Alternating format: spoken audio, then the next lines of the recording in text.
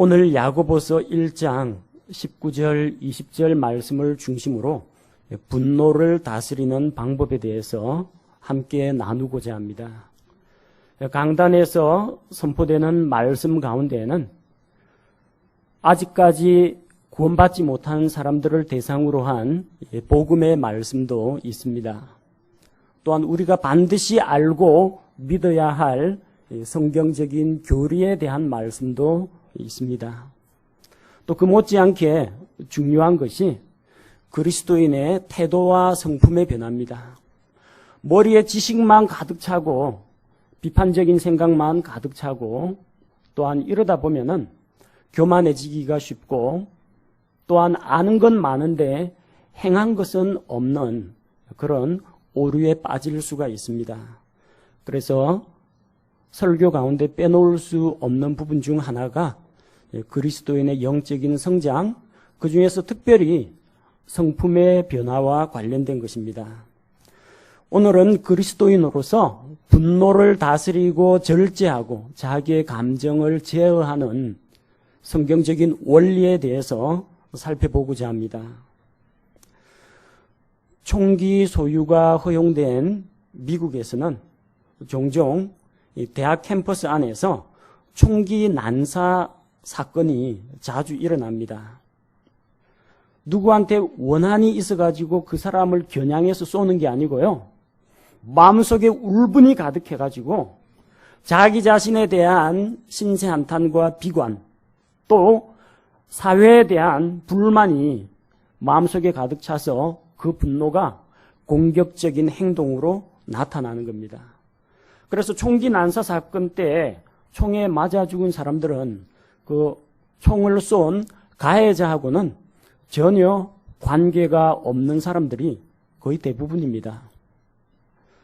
누가 미워서가 아니라 그냥 모든 게 다 귀찮고 모든 게 다 싫고 자기 분노를 어떤 식으로든 폭발시키려고 하다 보니까 그렇게 묻지마 범죄가 늘어난다고 합니다. 우리나라 역시 예외는 아닌 것 같습니다. 이런 충동적인 범죄가 자주 일어납니다. 금년 3월 달에는 저기 강원도 춘천에서 15살짜리 학생이 자기 형이 술이 취해가지고 이 잔소리를 하고 때린다고 술 취한 형을 칼로 찔러 죽이는 사건이 일어났습니다. 15살 학생이. 5월 달에는 서울 내곡동에서 우리가 다 기억하는 바와 같이 예비군 훈련장에서 총기 난사 사건이 일어났습니다. 주변에 있는 동료들은 이 사람들하고 같은 부대에 근무하는 사람이 아니라 다 예비군들입니다.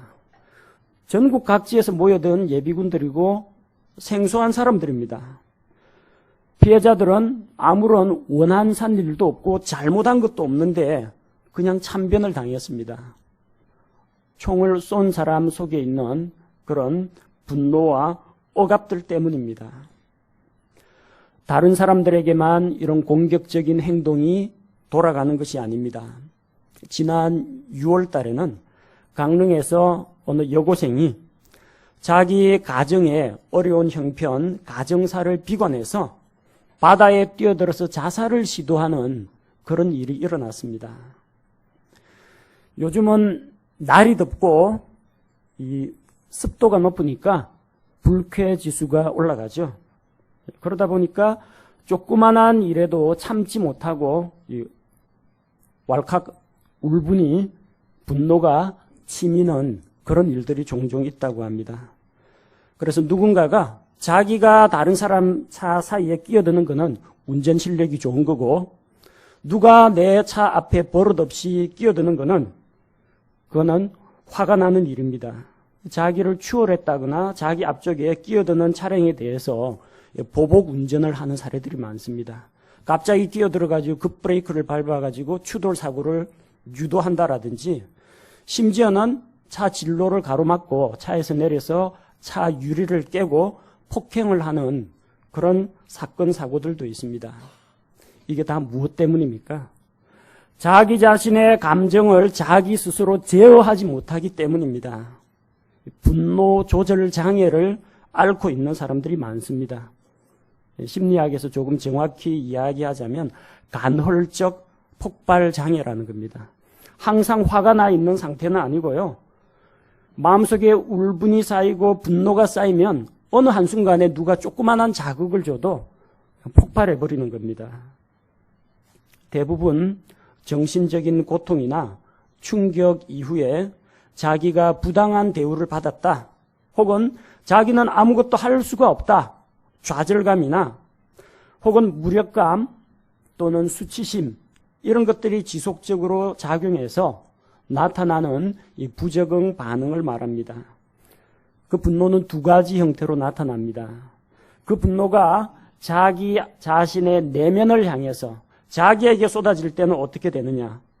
사람이 의기소침해지고 무기력해집니다. 그리고 자기 자신을 비관하고 학대하게 됩니다. 그래서 숨고 회피하거나 심지어는 자살을 선택하는 그런 경우도 있습니다. 반대로 분노가 다른 사람을 향하여 바깥으로 폭발할 때는 상대방에게 혹은 그 상대방하고는 전혀 관계가 없는 사람에게 무차별적인 그런 공격으로 나타날 수가 있습니다. 그리스도인들도 사람입니다. 구원받은 성도이긴 합니다만 여전히 몸을 가지고 있고 감정을 가지고 있고 또 오랫동안 과거의 옛사람의 죄에 길들여져 있는 그런 존재입니다. 구원받은 성도들도 화를 냅니까? 화냅니다. 그런지 안 그런지 여러분 자신을 돌아보면 아마 가장 잘 알 수 있을 겁니다. 예수님 믿고 구원받은 다음에 여러분 화내본 적 있죠? 분노한 적 있을 겁니다. 분노의 감정을 느끼는 것은 자연스러운 일입니다. 불의를 보면 분노하는 것은 당연한 일입니다.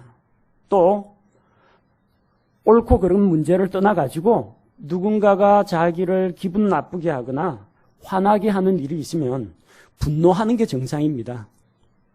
화를 내는 건 지극히 정상적인 일입니다. 문제는 그 분노를 어떠한 방법으로 다스리고 어떻게 표출을 하느냐가 문제라는 것입니다. 분노 자체가 문제가 아니고요. 분노로 인해서 이성을 잃고 공격적인 행동을 하거나 자괴감에 빠지는 것이 문제가 됩니다. 그래서 오늘 이 시간에는 성경 말씀을 통해서 분노가 어떤 방식으로 왜 찾아오는지 살펴보고 그 분노에 대해서 어떤 식으로 대처해 나갈 것인지 말씀을 통해서 알아보고자 합니다. 분노가 반드시 있어야 할 때도 있습니다. 우리 하나님이 분노를 나타내시는 하나님이시기 때문입니다. 하나님의 분노를 가리켜서 거룩한 분노라고 합니다. 거룩한 분노라는 것은 거룩하신 하나님께서 사람들의 죄에 대해서 진노하시는 것을 말합니다. 로마서 1장 18절 말씀을 보면 하나님의 진노가 불의 안에서 진리를 붙잡아두는 사람들의 모든 경건치 아니한 것과 불의를 대적하여 하늘로부터 계시되었나니. 이게 복음의 시작입니다. 복음의 시작은 죄에 대한 하나님의 진노로부터 시작합니다. 왜 진노하시느냐?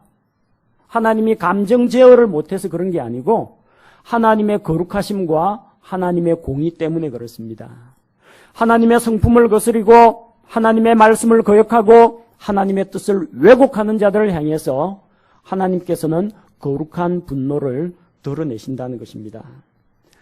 우리 주 예수님, 온유하신 주님입니다. 모세보다도 더 온유하신 주님, 우리 주님께서도 진노하셨습니다. 언제 진노하셨어요? 요한복음 2장에서 예루살렘 성전 안에 들어갔는데 성전 안에서 장사하는 사람들을 보았습니다. 하나님의 집은 만민의 기도하는 집입니다. 하나님께 경배하고 예배드리는 곳입니다.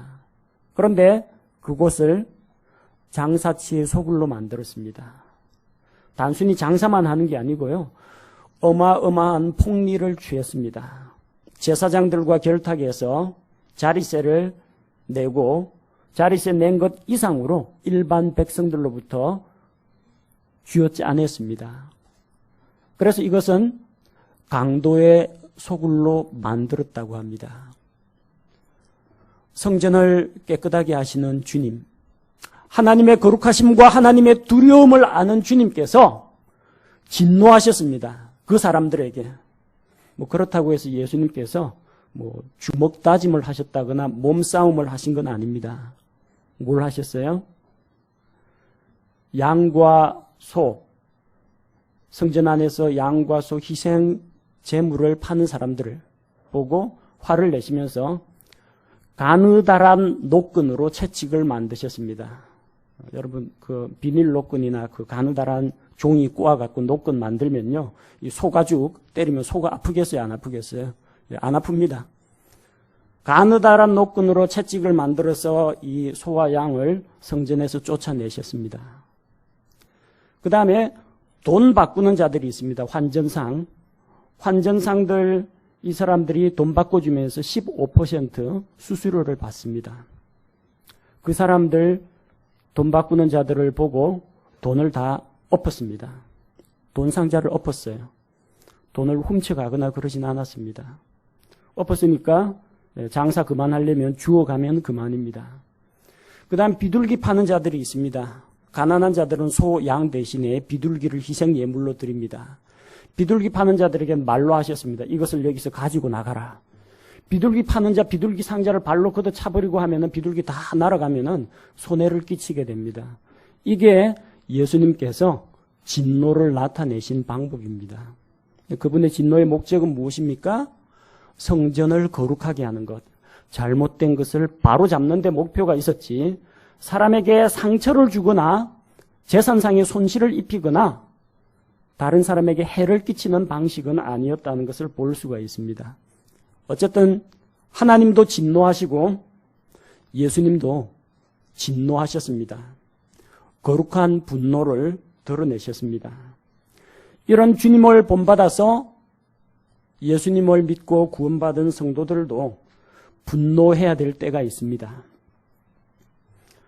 모세가 시내산에서 하나님과 교제하면서 율법의 말씀을 받아가지고 내려왔습니다. 십계명 돌판을 가지고 내려왔습니다. 산 밑에 있던 백성들은 뭘 했습니까? 출애굽기 32장 19절에 보니까 모세가 진영에 가까이 이르러서는 곧바로 송아지와 춤추는 것을 보고 맹렬히 분노하여 자기 손에서 그 판들을 던져 산 밑에서 깨뜨리니라. 하나님께서 친히 손가락으로 돌판에다가 글자를 써주셨습니다. 하나님의 율법입니다. 그걸 가지고 내려왔는데 산 밑에서 아론과 백성들이 금송아지를 만들어 놓고 이 금송아지가 너희를 이집트에서 인도하여 낸 하나님이니까 그 앞에 경배하라고 하면서 그 앞에 예물을 드리고 절을 하고 춤추고 먹고 마시고 뛰노는 그런 일이 있었습니다. 그걸 보고 하나님의 관점으로 진노를 발했습니다. 그래서 돌판을 던져서 깨뜨려 버렸습니다. 십계명 돌판이 그때 깨어진 것이 아니고요, 백성들의 마음에서 하나님 이외에 다른 신을 두지 말라, 또 우상을 만들거나 섬기지 말라고 했는데 그 중요한 율법의 말씀이 이미 산 밑에 있는 이스라엘 백성들 마음속에서는 그 율법이 깨져 있었습니다. 모세는 우상 숭배를 보고 진노를 발했습니다. 그런 불의를 보고 화가 안 난다면 그게 오히려 더 이상한 일입니다. 민수기 25장 1절에서 9절에 보면은 발람 대언자, 이 거짓 대언자가 모압 왕에게 이스라엘을 망하게 할 수 있는 방법을 가르쳐 줬습니다. 저 백성들은 하나님의 축복을 받은 백성이기 때문에 어떠한 저주나 주술도 통하지 않는다. 방법은 이스라엘이 하나님을 반역하게 만들어라. 그래서 모압의 아리따운 여자들을 내세워가지고 이스라엘의 각 가족의 우두머리들, 백성들의 지도자들을 유혹해서 그들이 섬기는 모압의 신 그모스의 축제에 초대를 했습니다. 먹고 마시고 우상에게 절하고 그리고 모압 여인과 간음을 저질렀습니다. 하나님의 진노가 그들 가운데 임했습니다. 그런데 뻔뻔하게도 이스라엘의 우두머리 지도자 중에 한 사람이 모압 여자를 그대로 데리고 자기 천막으로 들어갔습니다. 전혀 부끄럼도 없이. 그걸 보고 아론의 손자 비느하스가 진노를 발했습니다. 창 들고 따라가서 그 두 남녀를 한 창으로 그냥 꿰뚫어 버렸습니다. 하나님의 진노를 발했습니다. 그리고 비느하스의 그런 하나님을 향한 그런 헌신을 보시고 하나님께서는 이스라엘에게 친히 진노하시는 것을 거두셨습니다. 사도 바울 역시 마찬가지입니다. 사도행전 17장 16절에서 아테네에 갔는데 아테네시가 온통 우상숭배에 빠졌습니다. 거리 곳곳마다 우상들이 서 있고 우상의 단들이 서 있습니다. 자, 그래서 그 온 성에 우상이 가득한 것을 보고 그의 마음이 크게 격동했습니다. 그리스 신상들을 잘 조각 멋지게 해놨다. 그 예술성을 보고 아름답다 감탄을 한 게 아니고요. 오늘날 관광객들은 다니면서 감탄하고 아름답다 이야기할지 모르지만 사도 바울 마음속에서는 하나님을 위하여서 시기하고 질투하는 마음이 가득했습니다. 우상 숭배하는 자들에 대해서 분격하는 마음이 일어났습니다. 그래서 그들의 앞에서 담대히 이 우상들은 전부 다 사람의 손으로 만든 것은 거짓이고 가짜다.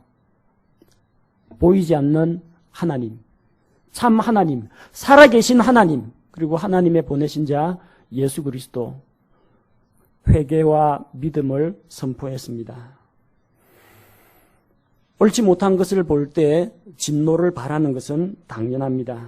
거룩한 분노, 의로운 분노는 우리 그리스도인들에게도 필요합니다. 다만 우리가 조심해야 될 것은 비뚤어진 분노, 자기의 감정에서 나온 이런 잘못된 진노에 대해서는 지혜롭게 자신을 다스리는 지혜를 가져야 합니다. 성경 말씀을 통해서 어떤 상황에서 우리에게 분노가 찾아오는지, 또 어떻게 하면 이 분노를 수습할 수 있는지 한번 살펴보고자 합니다. 성경에서 가장 먼저 분노한 사람이 창세기에 기록되어 있습니다. 창세기 4장 5절에서 8절을 보면 가인이 분을 냈습니다. 하나님 앞에 희생 헌물을 드리는데 가인도 예물을 드렸습니다. 아벨도 예물을 드렸습니다. 아벨은 하나님의 약속의 말씀을 믿고 피가 있는 희생 헌물로 드렸습니다. 가인은 자기 자신의 방법대로 땅에서 나는 것들, 곡식과 채소와 과일과 이런 것들로 아름답게 차려놓고 하나님께 드렸습니다. 그러나 하나님께서 아벨과 아벨의 헌물은 받아들이시고 가인과 가인의 헌물은 받아들이지 않으셨습니다. 하나님께서 곡식과 채소보다 고기를 좋아하시는 건 아닙니다. 무엇이 문제입니까? 하나님을 향한 믿음입니다. 아벨의 헌물을 받아들이는 게 아니고요. 가인의 헌물을 거절한 게 아닙니다. 아벨과 아벨의 헌물을 받으시고 가인과 가인의 헌물은 받지 않으셨습니다. 하나님이 어떤 사람을 받아들이시면 그가 가지고 오는 헌물도 받으십니다. 하나님이 어떤 사람을 배척하시면요, 그 사람이 가지고 오는 것은 제 아무리 종교적이고 제 아무리 거룩해 보일지라도 거절하신다는 겁니다. 누가 하나님을 기쁘시게 하고 누가 하나님께 받아들여집니까? 믿음이 있는 사람입니다. 믿음이 없이는 기쁘시게 할 수가 없습니다. 하나님께 나아가는 자는 반드시 하나님께서 살아계시다는 것과 그분께서 또 자기를 구하고 찾는 자에게 보상을 주시는 분이라는 것을 믿어야 합니다. 믿음이 없이는 기쁘시게 못합니다. 한쪽은 믿음을 가지고 나왔고 한쪽은 믿음이 없습니다. 하나님께서는 믿음이 있는 아벨과 그의 헌물을 받았습니다. 가인은 자기가 하나님 앞에 연락되지 않는다는 사실에 대해서 대단히 분노했습니다. 그리고 비교가 됐습니다. 동생은 받으시는데 나는 왜, 나만 왜 이런 생각에 빠졌습니다. 하나님을 공격할 수는 없고 어떻게 했어요? 분노가 동생에게 폭발했습니다. 동생에 대한 시기와 이 미움으로 마음이 기울었고 마침내는 동생을 쳐 죽이는 그런 잔인한 일을 저질렀습니다. 언제 분노가 찾아옵니까? 하나님 앞에서 인정받지 못했다는 생각이 들 때 찾아옵니다. 다른 사람은 하나님 앞에서 인정받는데 하나님 왜 나는 몰라주십니까? 이런 생각이 들었을 때 하나님을 향한 원망이 생기고 그 원망과 불평은 하나님 잘 믿고 있는 다른 사람에게로 불똥이 튀게 된다는 겁니다. 두 번째는 사람들 앞에서 인정받지 못할 때 분노가 찾아올 수 있습니다. 사무엘상 18장 7절에서 8절 말씀을 보면 다윗이 골리앗을 물리치고 블레셋과의 전쟁을 승리로 이끌었습니다. 그래서 사울과 그의 군대가 이스라엘 땅으로 돌아오는데 이스라엘의 여자들이 나와서 노래하면서 전쟁에서 이기고 돌아온 전사들에 대해서 칭찬을 합니다. 사울이 죽인 자는 수천이요 다윗은 수만이로다. 왕이 자존심이 팍 상합니다. 내가 왕인데, 내가 총사령관인데 나는 수천 명을 돌리고 다윗은 수만 명을 돌리고 여기에서 비교하는 마음이 생겼습니다. 사울이 분노했습니다. 사람들에게 비교당하는 것이 견딜 수가 없었습니다. 비교당하더라도 자기가 우위에 있으면 괜찮은데 이 어린 소년 다윗하고 비교해가지고 누구는 수천, 누구는 수만 하니까 자존심이 팍 상하는 겁니다. 그때부터 다윗을 미워하기 시작했습니다. 자기 능력이 안 되는 거는 돌아보지도 않고 자기보다 뛰어난 사람에 대해서 시기하고 질투하는 마음이 생긴 겁니다. 여러분, 비교하는 마음 가지면 안 됩니다.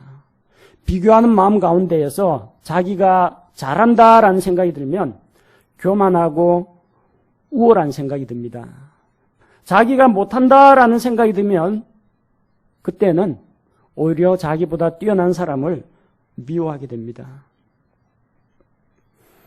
또 어떤 때 분노가 찾아오느냐?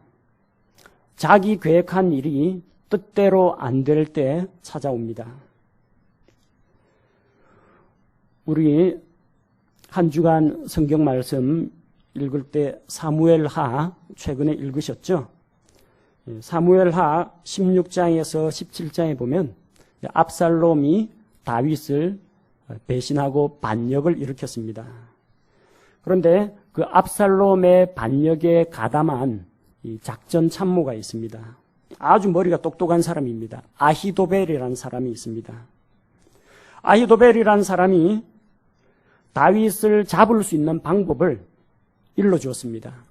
다윗이 요단강 건너가면은 도망가 버리니까 강 건너기 전에 지금 야습을 해서라도 잡아야 된다고 했습니다. 그래야만 반역이 성공할 수 있다고 했습니다. 그런데 그 자리에는 다윗이 보낸 다윗의 친구 후세라는 사람이 있었습니다. 그래서 다른 의견을 개진했습니다.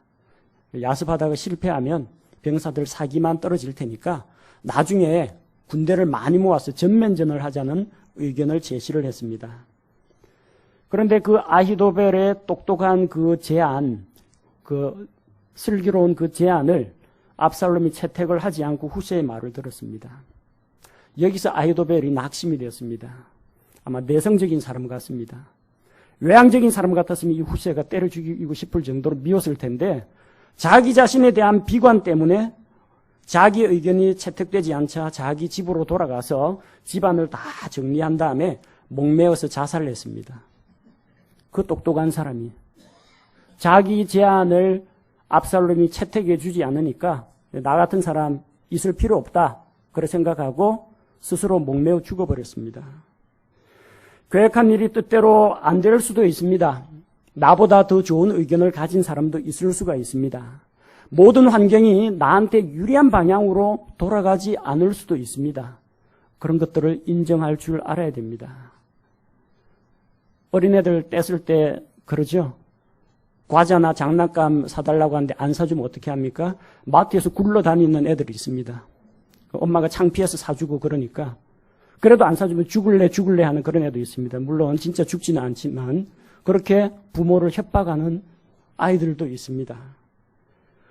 외적으로 자기의 분노를 폭발시키지 못해가지고 그거를 자기 안쪽으로 갈무리하고 누르고 하다가 그냥 상실감에 빠져가지고 자살을 해버리는 사람도 있습니다.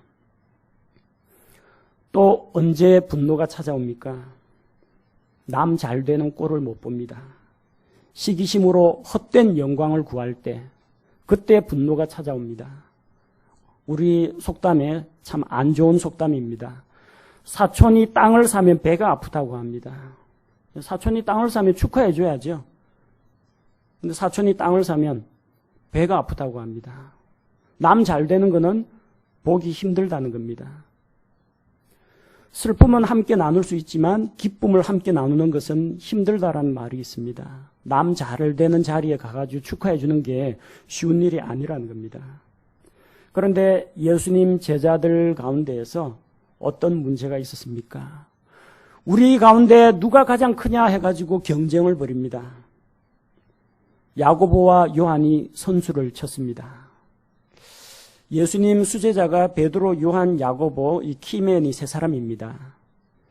그런데 아무래도 예수님의 오른쪽과 왼쪽, 오른팔과 왼팔 이걸 차지하려고 하니까 야고보, 요한이 동시에 차지하기는 어려울 것 같습니다. 왜 어려우냐면 베드로가 버티고 있어요. 한 자리는 어쨌든 베드로한테 내줘야 될 것 같습니다. 베드로 밑에 또 지지 세력이 또 좀 많습니까? 갈릴리 어부 출신들은 다 베드로가 한편일 텐데.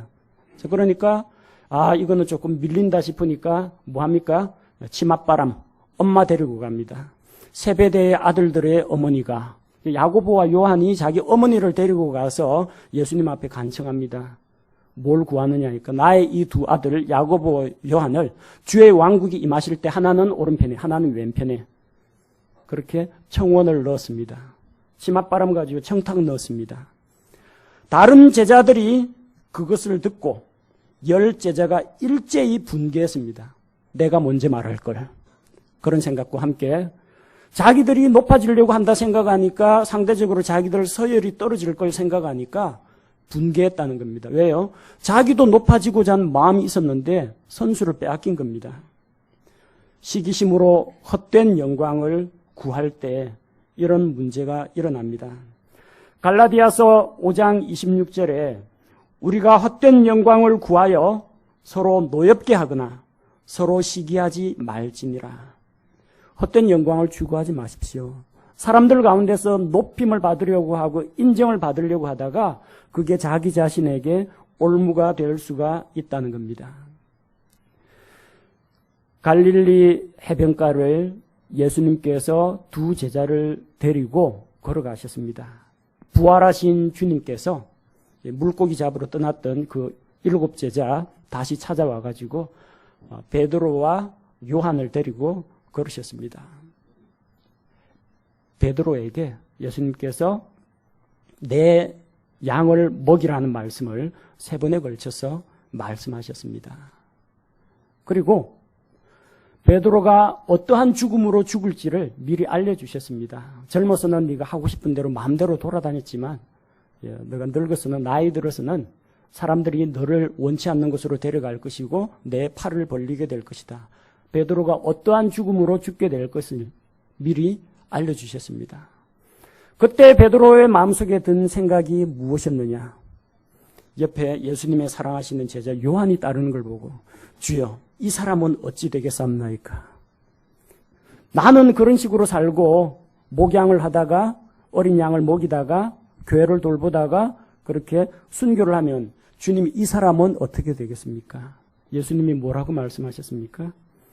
내가 다시 올 때까지 그를 내버려 둘지라도, 있게 할지라도 그게 내게 무슨 상관이냐? 너는 나를 따르라. 이렇게 말씀하셨습니다. 이게 말이 와전이 돼가지고 예수님 올 때까지 요한은 안 죽나 보다. 그래 생각했습니다.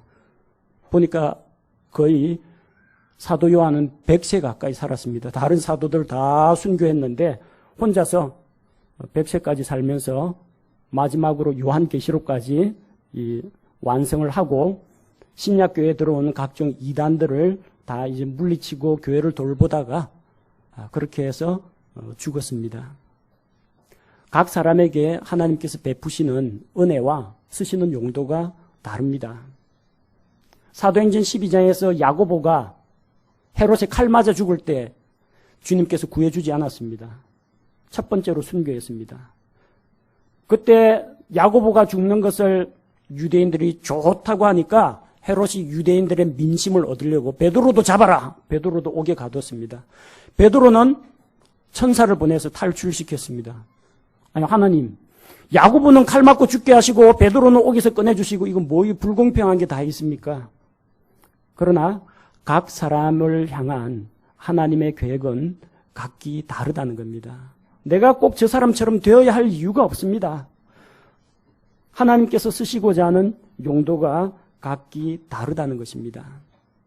베드로가 순교를 하면 어떻고 요한이 100세까지 살면 어떻습니까? 베드로는 베드로 할 일이 있는 것이고 요한은 요한이 해야 할 일이 있기 때문입니다. 서로 헛된 영광을 구하고 누가 큰 제자냐, 누가 영광스럽게 주님의 좌우편에 앉느냐, 누가 오래 사느냐 전혀 비교할 필요가 없습니다. 그 다음 또 언제 마음속에서 화나 분이 일어나느냐? 책망을 받아들이지 못할 때 그런 일이 일어납니다. 역대하 26장 16절에서 19절 말씀을 보면 우시야 왕이 정치를 잘했습니다. 나라를 평화롭게 안정을 시켰습니다. 전쟁 같은 거 안 좋아합니다. 농사 일을 좋아해가지고 농업을 발전시켰습니다. 그리고 하나님께서 우시야에게 은혜를 베푸셔서 나라가 강성해지게 도와주었습니다. 근데 그의 말년에 마음이 교만해져가지고 제사장들만 성전에 들어가서 하나님께 향을 살라 바치면서 분향할 수가 있는데 자기는 왕인데 제사장이 아닌데 그게 하고 싶어가지고 성전에 들어갔습니다. 성전에 들어가서 분향하려고 하니까 제사장이 따라 들어가서 말립니다. 왕이요!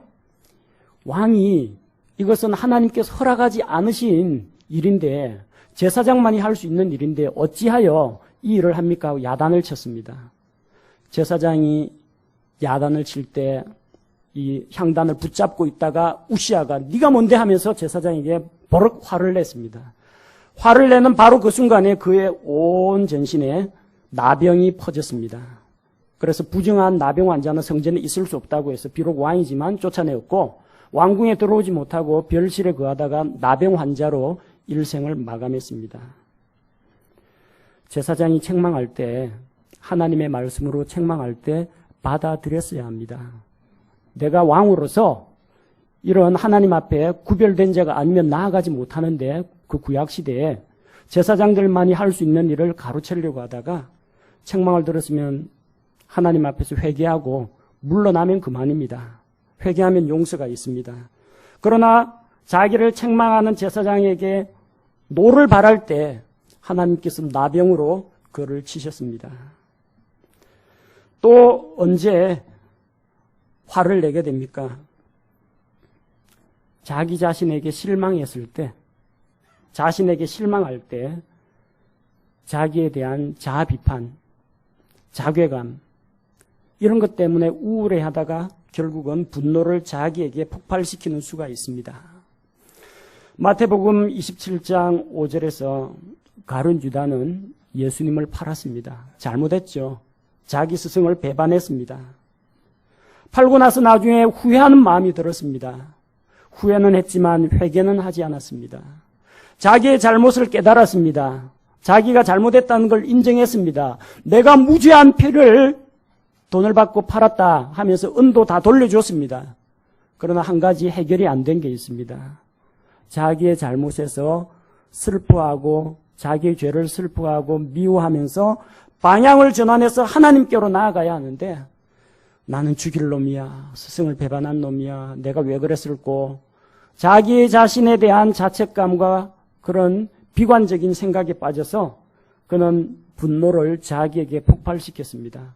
나 같은 건 죽어야 돼 하고 스스로 자살을 하는 그런 극단적인 선택을 하고 말았습니다. 또 언제 화가 납니까? 주변 사람들한테 실망할 때 화가 납니다. 주변 사람 대표적으로 누가 있습니까? 결혼하신 분은 자기 남편, 자기 아내. 이것도 어디서 생깁니까? 옆집 누구네 아빠는, 옆집 누구네 엄마는 자꾸 이런 걸로 비교를 하기 때문에 그렇습니다. 자식도 마찬가지입니다. 엄마 친구 아들은 엄친아, 엄마 친구 아들은 반에서 1등 한다던데, 엄마 친구 딸은 엄마한테 이런 것도 해준다는데 자꾸 자기 자녀를 그렇게 키우지 않았으면서 다른 집 애하고 비교를 합니다. 기대 수준에 못 미치면요 화가 나는 겁니다. 사울도 그랬습니다. 사울은 자기 아들 요나단에게 왕위를 물려주기로 작정을 하고 있었습니다. 그러자면 반드시 넘어야 할 산이 다윗입니다. 자칫 잘못하면 사울 다음에 다윗이 왕이 될 수도 있습니다. 백성들의 신망을 얻고 있고 능력이 있고 성품도 온화하기 때문에 그래서 이 요나단을 어떻게 해서든지 계승자로 삼으려고 하는데 요나단이 그걸 눈치 없게 그걸 몰라줘요. 사울은 어떻게 해서든지 다윗을 죽이려고 합니다. 그런데 자기 아들이 다윗을 빼돌려가지고 도망을 시켰습니다. 식사 자리에 다윗과 요나단과 신하들이 같이 오라고 했는데 며칠 새 다윗이 안 보이는 거예요. 요나단이 미리 다윗에게 귀뜸을 해줬기 때문입니다. 그래서 요나단에게 물어보니까 그제서야 요나단이 다윗이 함께하지 못한다라고 하면서 이야기하면서 말미를 달라고 하면서 어디론가 떠났다는 이야기를 합니다. 그걸 듣고 화가 머리끝까지 치밀었습니다. 자기가 진짜 미워하는 건 지금 다윗인데 요나단에게 창을 던지려고 합니다. 이 사악하고 반역하는 여인의 아들아, 다윗을 택한 것이 내 어머니를 벌거벗기는 혼란이 되는 줄을 알지 못하느냐. 성경이기 때문에 비교적 건전하고 온화한 용어로 적었습니다. 이걸 조금 그 사울 자신의 그 노한 말로 하면은 차마 네 엄마의 벌거벗은 이거 그야말로 입에 담지 못할 그런 저주와 욕설을 퍼부은 겁니다. 왜 화가 났습니까? 자기 아들 요나단이 자기 기대를 따라서 이렇게 해줘야 되는데 요나단은 옳고 그런 걸 분명히 분별할 줄 알기 때문에 다윗이 왕이 될 것도 알고 있고 하나님의 약속도 알고 있습니다. 그래서 너가 왕이 되거든 나의 후손들을 잊지 말고 돌봐달라 그런 언약을 맺고 사울이 다윗 죽이려고 하는데 요나단이 빼돌려서 다 도망을 시키는 겁니다. 그걸 보고 아버지 사울이 아들 요나단에게 화가 치민 겁니다. 자식도 자기 뜻대로 안 되는 자식에 대해서 자식이 자기 기대 수준에 못 미칠 때 화가 미치는 겁니다. 그 화가 옳은 거냐? 아닙니다. 요나단이 올바른 선택을 한 겁니다. 사울이 다윗을 미워해야 할 만한 이유가 전혀 없기 때문입니다. 자기 아버지가 억지를 부리고 있다는 걸 알기 때문에 요나단이 올바른 선택을 한 겁니다. 여러분 가정에서 혹시 자녀가 자기 기대대로 안 될 때 나는 대학에서 이쪽에 학과로 전공을 가기를 원하는데 애는 엉뚱하게 이쪽으로 가기를 원한다. 혹은 나는 얘 대학 보냈으면 좋겠는데 얘는 대학 안 가고 기술을 배우겠다라든지 시험 준비를 하겠다. 그런 판단을 내리는 경우도 있습니다. 어떤 때는 부모의 판단보다 자녀의 판단이 맞을 수도 있습니다. 그게 특별히 죄와 연관됐다거나 아니면 몰라서 어리석은 결단을 내렸다면 모르겠지만 정당하고 합리적인 판단이라면 그건 부모가 또 양보해야 될 그런 문제이기도 합니다. 자기 자신의 기대에 못 미치는 사람들에 대해서 화가 날 때가 있습니다. 그걸로 말하자면 아마 우리 예수님만큼 속앓이를 많이 하신 분은 없을 겁니다. 3년 반 동안 키워놨는데 나중에 십자가에 달릴 때 보니까 다 도망가고 없어요. 요한만 십자가 밑에 있고 이 예수님을 따르던 여인들만 십자가 밑에 있고 다 도망가 버렸습니다.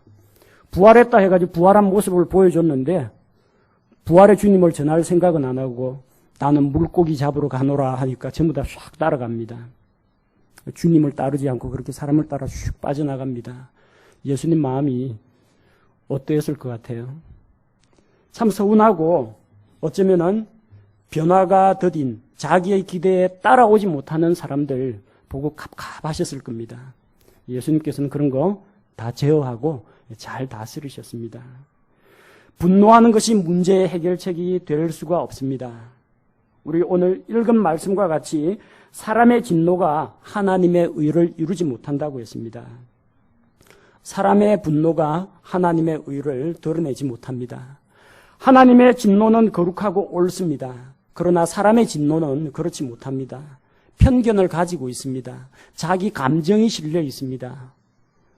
정당하지 못하다는 겁니다. 그리스도인이 불같이 화를 내고 고함을 지르면 그게 하나님께 영광이 되겠습니까? 그렇지 못합니다. 분노는 우리에게 부정적인 영향을 미칩니다. 먼저 분노하는 자, 자기 자신에게 무거운 짐이 됩니다. 마음속에 불을 품고 있다고 생각해 보십시오. 여러분 얼마나 뜨겁고 갑갑하겠습니까? 이 마음속에 있는 분노를 스스로 극복하지 못하면 우울증에 빠지거나 자괴감에 빠지거나 반사회적인 행동을 할 수가 있습니다. 잠언에서는 다음과 같이 지혜를 일러줍니다. 잠언 27장 3절 돌은 무겁고 모래도 무게가 있으나 어리석은 자의 진노는 그 둘보다 무거우니라. 돌은 무겁습니다. 운동할 때 차고 다니는 모래주머니 그 상당히 또 무겁죠. 하지만 어리석은 자의 진노는 돌이나 모래보다 더 무겁습니다. 분노를 품고 있으면 어떻게 됩니까? 마음이 무겁습니다. 답답합니다. 깝깝합니다. 이거 빨리 풀어야 됩니다. 안고 있으면 안 됩니다. 마음속에 돌덩이가 들어앉은 것 같습니다. 해소시켜야 합니다. 자기뿐만이 아니라 분노하게 될 때 자기의 어리석음을 드러냅니다. 정당하고 거룩한 분노면 몰라도 합당치 않은 분노는 오히려 사람들에게 멸시를 받습니다. 잠언 12장 16절에서 어리석은 자의 진노는 즉시 알려지거니와 분별 있는 자는 수치를 덮는다고 했습니다. 어리석은 자의 진노, 정당하지 못한 감정 섞인 진노는 주변 사람들이 보면 다 압니다. 주변 사람들이 보고 어떻게 할 것 같아요? 위로해 줄 것 같아요? 겉으로 이야기는 못하지만 참 안타깝게 불쌍하게 여기게 될 겁니다. 분노는 때로는 다른 사람들에게 공격적인 모습으로 나타납니다. 다른 사람에게 욕설을 할 수도 있고 묻지마 폭행을 할 수도 있고 살인을 저지르기도 합니다. 잠언에서 경고하고 있습니다. 잠언 27장 4절에서 진노는 잔인하고 분노는 포악하거니와 시기 앞에야 누가 능히 서리요. 진노도 잔인합니다. 분노는 포악합니다. 더 무서운 건 시기하는 마음입니다. 다른 사람들에게 공격적인 모습으로 자기의 진노가 드러날 수 있다는 것입니다. 그것은 곧 범죄로 나타납니다. 또한 분노는 다른 사람하고 관계 맺기를 어렵게 만듭니다. 제가 중학교 다니던 시절에 담임 선생님이 교감실에 불려가가지고 좀 안 좋은 책망을 듣고 나온 날은 반이 조용합니다. 선생님 지금 교감 선생님한테 혼나고 왔기 때문에 입 잘못 뻥끗하거나 뭐 하나 좀 잘못 수틀리는 일이 있으면은 단체 기합입니다. 조심해야 됩니다. 왜? 담임 선생님이 교감 선생님한테 대들 수는 없고 오늘 누구든지 한 녀석 걸리기만 해봐라고 벼르고 있는 거예요. 그러니까 몸살일 수밖에 없는 거예요. 화가 나는데 다른 사람한테 그걸 분풀이를 하는 그런 경우가 있습니다. 그래서 그런 누가 씩씩대고 노를 품고 있으면은 가까이 다가가기가 불편합니다. 가까이 다가가면은 모난 사람 옆에 있다가 정 맞는다고 잠언 22장 24절 말씀처럼 너는 노를 품는 자와 사귀지 말며 화를 품는 자와 함께 다니지 말라고 했습니다. 괜히 옆에 있다가 불똥이 튀거나 갑자기 자기 자신도 해를 당할 수 있기 때문입니다. 분노는 하나님과의 관계를 어렵게 만들고 자기 자신에 대한 올바른 정체성을 세우지 못하게 하고 타인하고의 관계를 어렵게 만듭니다. 그래서 조심해야 됩니다. 어떻게 이 분노의 불길을 다스릴 수가 있겠습니까? 성경에서 알려주는 몇 가지 방법을 함께 나누고자 합니다. 첫째로 분노했을 때는 신중해야 합니다. 신중해야 합니다. 분노하면 이 정상적인 판단을 하기가 어렵습니다. 분별력이 흐려집니다. 화가 나면요. 그때는 심호흡을 좀 하시고요. 한숨 돌리는 것이 필요합니다. 아무리 화가 나더라도 우리 속담에도 참을 인자 새기면 살인도 면한다는 말이 있습니다. 그때는 일단 좀 쉬어야 됩니다. 무엇이든지 조급한 마음으로 속단하거나 그러면은 잘못 가는 수가 있습니다. 마음을 가라앉혀야 됩니다. 전도서 7장 9절 말씀에 답이 나와 있습니다. 내 영이 조급하여 분노하지 말라. 분노는 어리석은 자들의 품에 머무느니라. 어리석은 자들의 품에는 불길 같은 분노, 돌덩이같이 무거운 분노가 자리 잡고 있습니다. 그러니까 조급하여 분노하지 말라는 겁니다. 서두르지 말라는 겁니다. 급하다가 일망치거나 말이 헛나오거나 주먹이 먼저 나가는 수가 있습니다. 잠언 19장 11절에는 사람의 신중함이 그의 분노를 늦추며 범법을 간과하는 것이 그의 영광이라고 했습니다. 신중함이 분노를 가라앉힌다고 했습니다. 차근차근 생각해야 됩니다. 내가 왜 화가 났는가? 이게 정말 화가 날 만한 일인가? 그리고 내가 어떻게 처신해야 될까?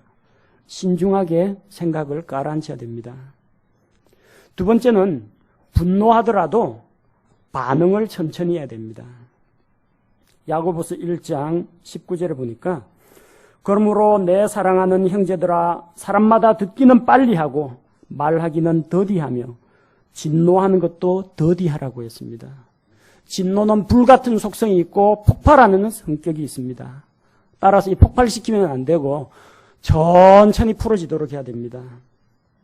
화가 났을 때 급하게 말하면 꼭 손해봅니다.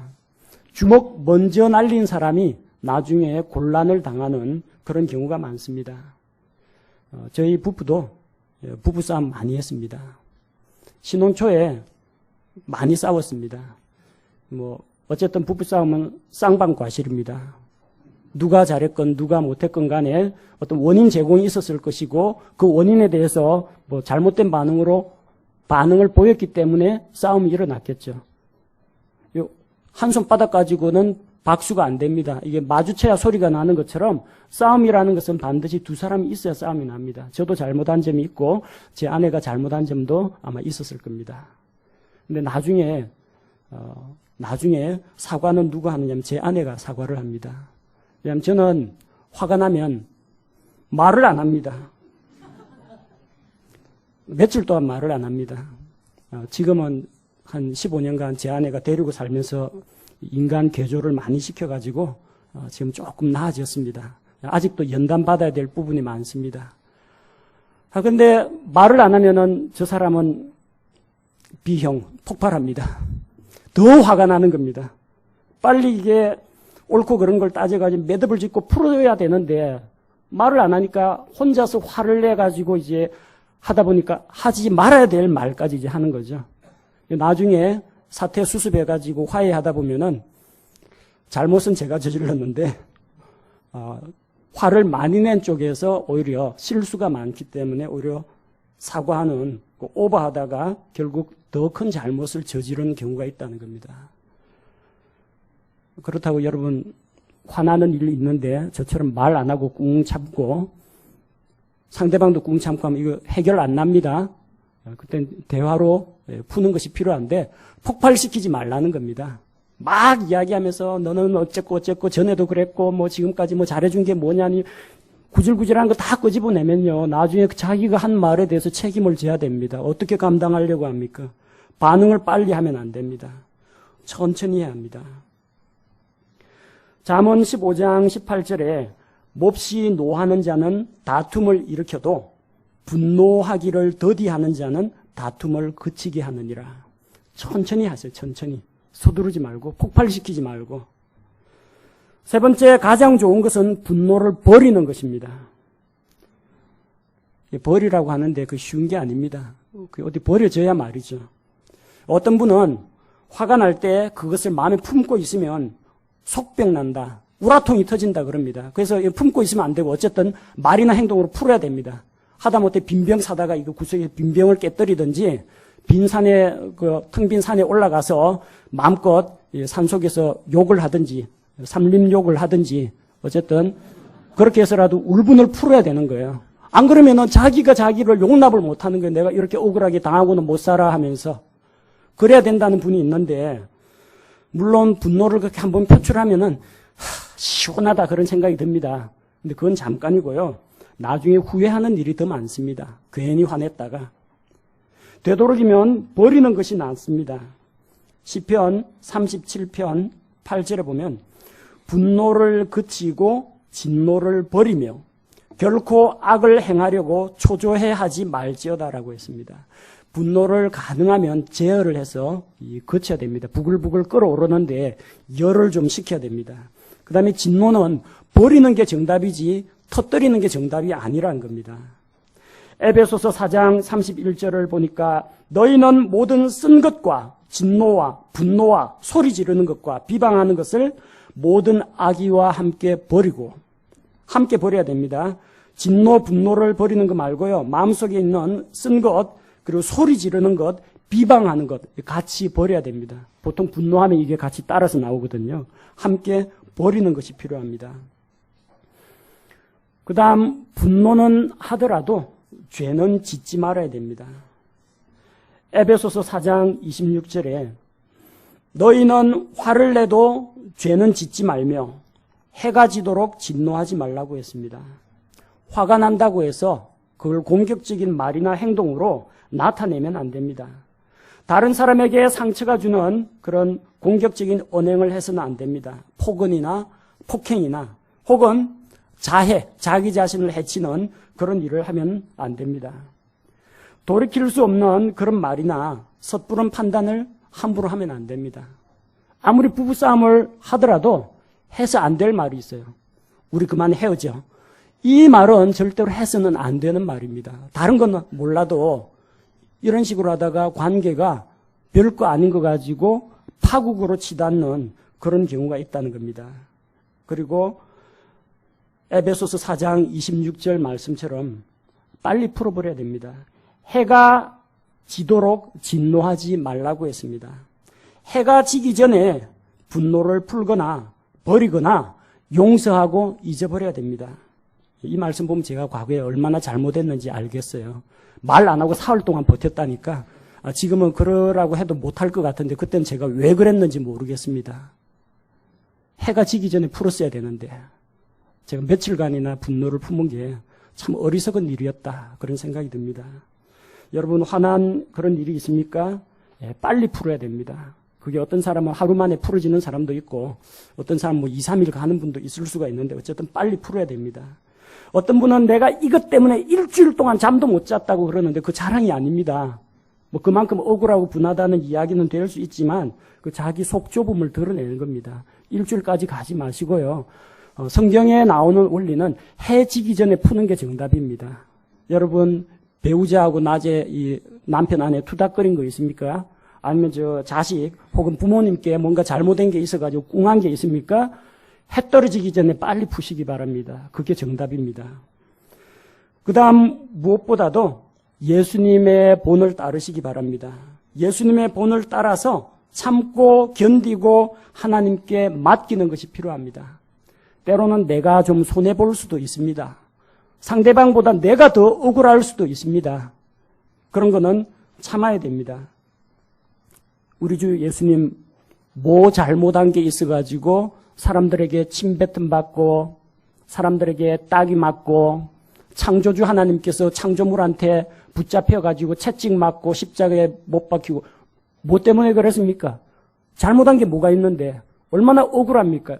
여러분이 당하는 그런 억울함이 예수님보다 더 억울한 사람이 있으면 나와보세요. 아무도 없습니다. 내가 어떤 사람인데 나를 감히 예수님만큼 높고 위대하신 분이 어디 계십니까? 만왕의 왕이시고 만주의 주가 되시고 창조주 하나님인데 그 하나님께서 사람들의 멸시와 조롱을 참으시고 십자가를 견디고 감당하셨다는 겁니다. 베드로전서 2장 23절에 욕을 당하시되 맞대어 욕하지 아니하시고 고난을 당하시되 위협하지 아니하시며 오직 의롭게 심판하시는 분에게 자신을 맡기시고 하나님의 능력의 손길에 하나님의 공의에 우리 주님께서 자신을 맡기셨습니다. 사연 구구절절 이야기하자면 예수님만큼 억울함을 나열을 할 것이 많은 분은 아마 찾아보기도 힘들 겁니다. 예수님의 본을 따라서 하나님을 의지하고 마음의 평안을 유지하는 것이 필요합니다. 골로새서 3장 15절에서 하나님의 화평이 너희 마음속에서 다스리게 하라. 너희도 그 화평에 이르도록 한 몸 안에서 부르심을 받았으니 감사하는 자가 되라. 하나님의 평강, 하나님의 화평, 예수 그리스도께서 주시는 평안이 우리 모든 성도들의 마음을 다스리고 지배해야 됩니다.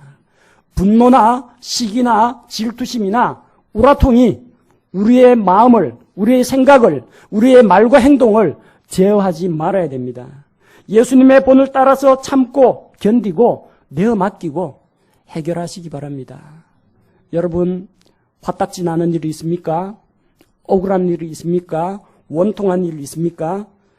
이 땅에서 안 풀리면 하늘나라 가서 그리스도의 심판석 앞에서 다시 회개 보고하고 주님께서 올바른 결정을 내려주실 겁니다.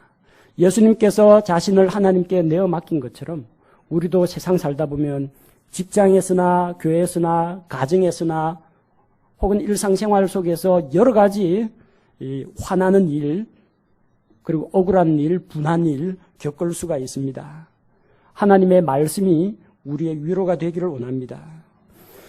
우리는 구원은 받았지만 그리스도 안에 있는 새로운 창조물이 되었지만 아직도 죄에 익숙한 옛 성품을 그대로 가지고 있습니다. 시기나 분노나 질투 등은 우리의 옛 육신에 속한 것입니다. 이제는 우리가 이런 것들을 벗어버려야 됩니다. 마음속으로 앓고 사귀고 할 것이 아니라 버려야 됩니다. 거쳐야 됩니다. 하나님을 의지함으로써 하나님의 성령님께서 우리 마음에 평안을 주시고 우리가 자신의 감정을 다스리고 자신의 분노를 제어할 수 있도록 주님께 내어 맡기시기 바랍니다. 주님의 평강이 우리 마음을 주관해 주시기를 함께 기도해야겠습니다. 제가 기도하겠습니다.